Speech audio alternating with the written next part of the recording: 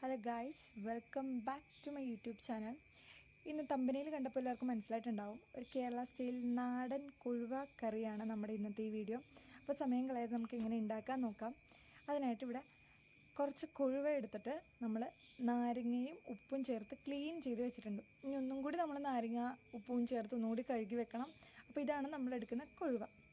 അതിനുശേഷം നമ്മൾ ഏത് പാനിലാണോ നമ്മൾ കൊഴുവക്കറി ഉണ്ടാക്കാൻ നോക്കുന്നത് അതിലേക്ക് കുറച്ച് വെളിച്ചെണ്ണ ഒഴിച്ച് വെളിച്ചെണ്ണ ഒന്ന് ചൂടായി വരുമ്പോഴത്തേക്കും പച്ചമുളക്, സവാള, ഇഞ്ചി, വേപ്പില എന്നിവ നന്നായിട്ട് വാട്ടിയെടുക്കാം.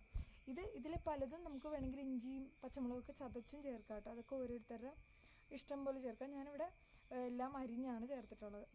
ചതച്ച് ചേർക്കുമ്പോൾ ഒന്നും കൂടി നല്ലതാണെന്ന് തോന്നും. അപ്പോൾ നിങ്ങൾക്ക് ചതച്ചും ചേർക്കാം. പിന്നെ നമ്മുടെ ഈ കൊഴുവക്കറിയുടെ അളവിനനുസരിച്ച് സവാളയിലും പച്ചമുളകിലൊക്കെ നിങ്ങൾക്ക് അളവ് ചേഞ്ച് ചെയ്യാം. പിന്നെ ഇതൊക്കെ ഒന്ന് പെട്ടെന്ന് വാടിക്കിട്ടാനായിട്ട് നമുക്ക് കുറച്ച് ഉപ്പും കൂടി ചേർത്തിട്ട് നന്നായിട്ട് വാട്ടിയെടുക്കാം. ഇനി ഇത് വാടി വരുമ്പോഴത്തേക്ക് നമുക്കതിലേക്ക് അരപ്പ് ചേർക്കണം. ഇത് നമ്മൾ മഞ്ഞൾപ്പൊടിയും മുളക് പൊടിയും തേങ്ങയും കുറച്ച് വെള്ളവും കൂടി നന്നായിട്ട് മിക്സിയിൽ അരച്ചെടുത്ത് നല്ല പേസ്റ്റ് രൂപത്തിലാക്കിയ അരപ്പാണ്. നമുക്ക് ആ അരപ്പും കൂടി ചേർത്തിട്ട് നന്നായിട്ട് ഇളക്കാം. നന്നായിട്ട് ഈ അരപ്പിൻ്റെ പച്ചമണമൊക്കെ മാറുന്ന അത്രയും നേരം നമ്മൾ നന്നായിട്ട് ഇളക്കി കൊടുക്കുക. ഇതിനിടയ്ക്ക് നിങ്ങൾക്ക് കുറച്ച് വെള്ളം കൂടി ചേർക്കണമെന്നുണ്ടെങ്കിൽ ആ ജാറിൽ തന്നെ കുറച്ച് വെള്ളം ഒഴിച്ചിട്ട് സാധാരണ നമ്മൾ വീട്ടിലേക്ക് ചെയ്യണ പോലെ കുറച്ച് വെള്ളം കൂടി ഇതിലേക്ക് ആഡ് ചെയ്യാം കേട്ടോ. അതൊക്കെ ഓരോരുത്തരുടെ ഇഷ്ടം പോലെ. നന്നായിട്ട് കുറുകിയിരിക്കണമെങ്കിലും നമ്മൾ കുറച്ച് വെള്ളം ചേർക്കുന്നത് നല്ലതായിരിക്കും. അപ്പോൾ വെള്ളമൊക്കെ നന്നായിട്ട്, അപ്പോൾ നമ്മുടെ ഈ അരപ്പ് നന്നായിട്ട് തിളച്ച് വരുന്നുണ്ട്. അപ്പോൾ ഇതിലേക്ക് നമുക്ക് കുറച്ച് മാങ്ങ ചേർക്കാം. നമ്മൾ മാങ്ങ ഇട്ടാണ് കറി വയ്ക്കാം.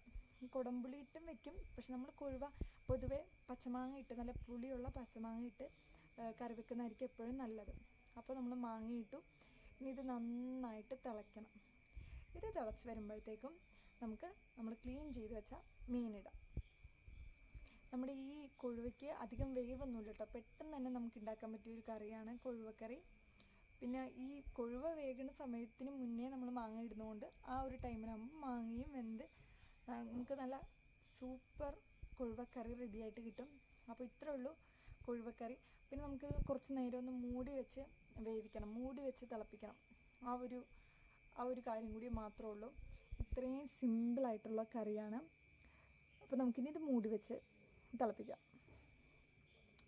കുറച്ച് നേരം മൂടി വെച്ച് കഴിഞ്ഞിട്ട് നമ്മൾ അത്യാവശ്യം വേവായി കഴിയുമ്പോഴത്തേക്കും തുറന്ന് നോക്കാം. വേവായിട്ടുണ്ടെങ്കിൽ നമ്മുടെ കൊഴുവക്കറി ഇവിടെ റെഡി ആയിട്ടുണ്ട്. അപ്പോൾ നമ്മുടെ കൊഴുവക്കറി എല്ലാവർക്കും ഇഷ്ടമായെങ്കിൽ വീട്ടിൽ ട്രൈ ചെയ്ത് നോക്കാം.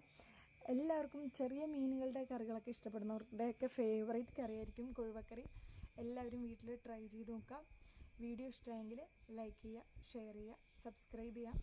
Thanks for watching this video.